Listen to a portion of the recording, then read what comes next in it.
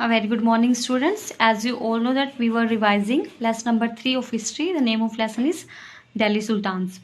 In previous video, we have done some of its questions.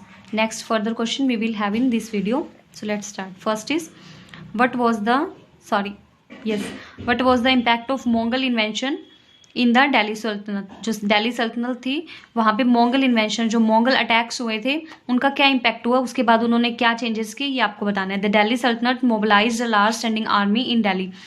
Mongol invention के बाद, Mongol attacks के बाद दिल्ली सल्तनत ने क्या किया, एक लार्ज स्टैंडिंग आर्मी क्रिएट की दिल्ली में. It poses a big administrative challenge, और ये एक बहुत बड़ा एडमिनिस्ट्रेटिव चैलेंज था. Alauddin Khalji constructed a new garrison town at Siri for his soldiers.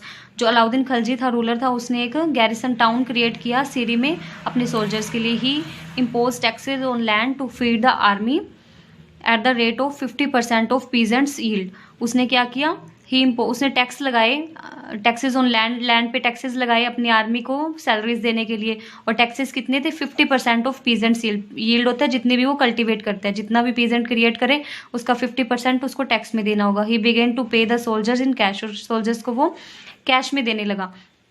Mohammad Tughlaq shifted people of Delhi to Daulatabad in south.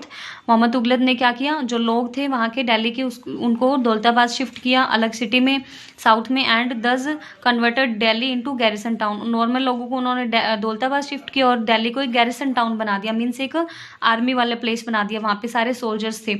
He also disbanded the army, और army को डिसबैंड कर दिया. He also paid the soldier in cash, उसने भी क्या किया, soldiers को कैश में पे किया. Okay students, next is, do you think the authors of Tariq would provide information about the lives of ordinary man and women?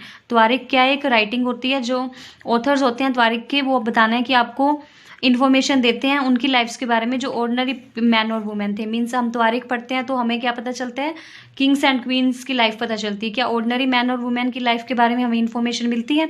I don't think like that, मुझे नहीं लगता. It is because the author of Tariq lived in cities mainly Delhi. जो Tariq के author होते थे वो ज़्यादातर कहाँ रहते थे, सिटीज़ में रहते थे. और कौन सी सिटी में, ज़्यादातर दिल्ली में, मतलब किंग के पास रहते थे. They were not in touch of village people, वो विलेज पीपल के टच में नहीं थे. They often wrote their histories for sultans in the hope of rich reward. वो ज़्यादातर क्या लिखते थे, सुल्तान्स के लिए लिखते थे, उनकी हिस्ट्री लिखते थे, किस होप में, कि उन्हें रिच रिवार्ड्स मिल सके, अच्छे अच्छे इनाम मिले, तो उनकी वो अच्छी तरह बढ़ा चढ़ा कर अच्छी मतलब प्रशंसा करते थे, अप्रिशिएट करते थे किंग्स को. They had nothing to do with common mass, उनको कॉमन मास से कुछ लेना देना नहीं था. Hence it was obvious that the information provided by them would lack ordinary man and women. तो इसलिए ये क्लियर है, ऑब्वियस है कि जो इन्फॉर्मेशन वो प्रोवाइड करवाते हैं उसमें किसकी कमी होगी, ऑर्डिनरी मैन और वुमेन के बारे में कोई इन्फॉर्मेशन हमें नहीं मिलेगी.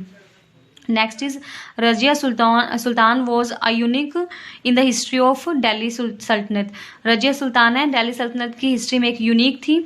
Do you think women leaders are accepted more readily today? क्या आपको लगता है वुमेन अच्छे से एक्सेप्ट की जाती हैं आज भी as a leader?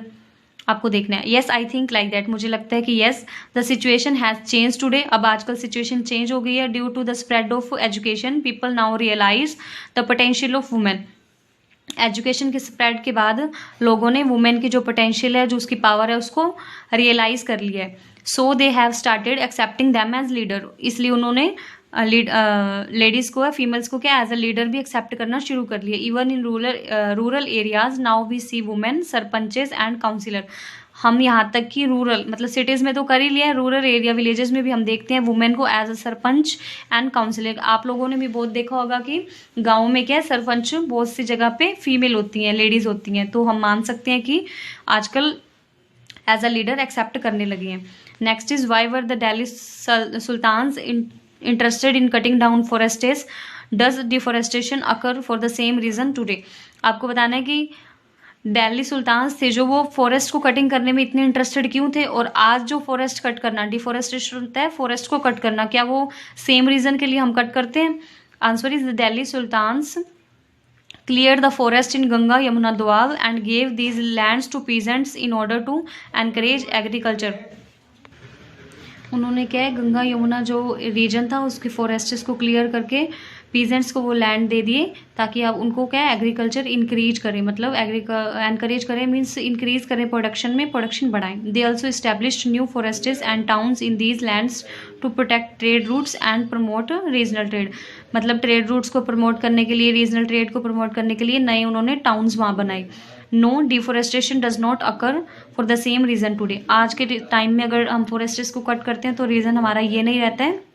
Now days vegetation cover is being reduced, आज के दिनों में जो वेजिटेशन कवर है या फॉरेस्ट्स हैं वो कम क्यों हो रहे हैं? ड्यू टू ओवर पॉपुलेशन, यहाँ पे पॉपुलेशन ज़्यादा है, अर्बनाइजेशन ज़्यादा है, सिटीज़ ज़्यादा है एंड कमर्शलाइजेशन ज़्यादा है, मतलब कमर्शलाइजेशन फैक्ट्री वगैरह लगाने के लिए या रेजिडेंशियल एरिया बनाने के लिए, है ना, सिटीज़ बनाने के लिए, सिटीज़ का जो बाउंड्री है वो बढ़ाने के लिए क्या है, फॉरेस्ट्स को, लैंड्स को क्लियर कर रही हैं। Okay students, and this was the chapter 3, revise it for examination. Have a nice day.